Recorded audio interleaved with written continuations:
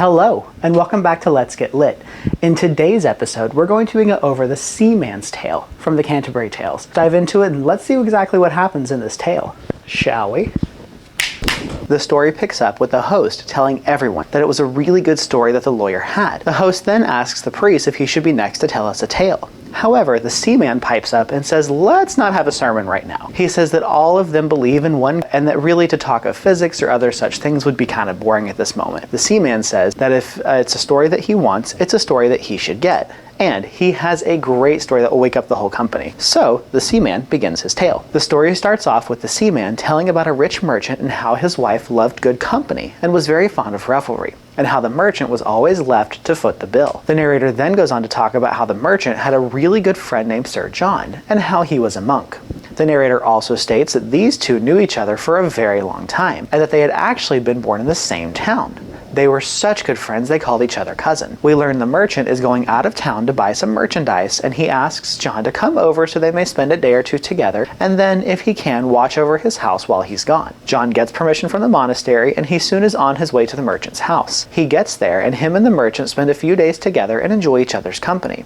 It's also noted that Sir John always brings nice gifts whenever he visits, so everyone in the household really enjoys him coming over. When the merchant goes to the counting house and figures out his status for the year, he locks himself in and gets ready for his upcoming trips. The monk who was visiting was up early and goes to the garden to clear his mind, and while he's there, he runs into the wife. When she sees him, she asks him, "Why are you up so early?"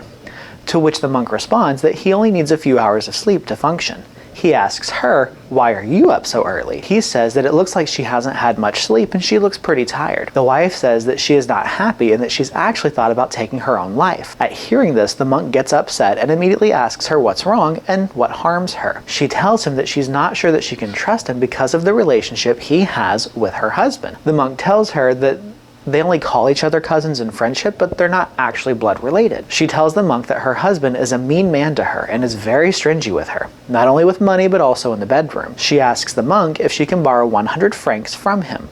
The monk agrees and says that he will give her the 100 francs once her husband has gone away. After telling her this, he grabs her and begins to kiss on her. After this, he goes and tells her to get dinner ready. She runs down to the cook and has him begin preparing dinner.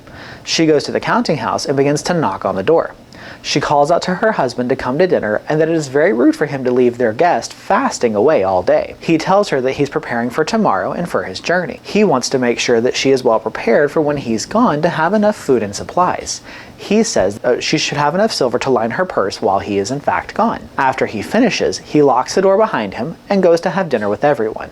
The merchant and Sir John and the wife all have dinner together and enjoy each other's company. After dinner, Sir John pulls the merchant aside and asks if he can borrow 100 francs so he can purchase cattle that evening. The merchant tells Sir John of course and that he should take as much as he needs. He also tells Sir John that this will strictly stay between the two of them. He asks him just to make sure that he repays his debt whenever he can. They enjoy the rest of the evening, and the next day the merchant heads to Flanders to do his work. Once there, he does his work and makes sure to stay away from gambling and other frills to keep his money safe. The monk heads back to the abbey. On the first Sunday after the merchant has left, Sir John goes back to the merchant's house to visit the wife to give her the 100 francs. There, him and the wife agree to spend the night together and enjoy each other's company.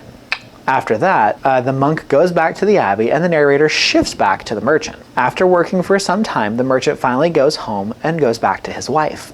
The merchant then goes to the abbey to visit the monk and see how he's doing. The monk confesses while the merchant is there that he has repaid his debt to the merchant's wife. Upon hearing this, he goes home and starts to scold his wife, saying that she should have told him that the monk was going to pay his debt back. The wife tells the merchant that she is sorry and that she has already spent the money on fine clothes for herself. She tells him that she will repay him, but not with money, but rather in the bedroom.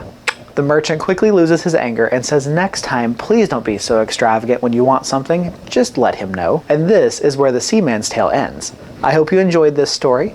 Please like, share, and subscribe. Have a wonderful rest of your day, and as always, stay lit.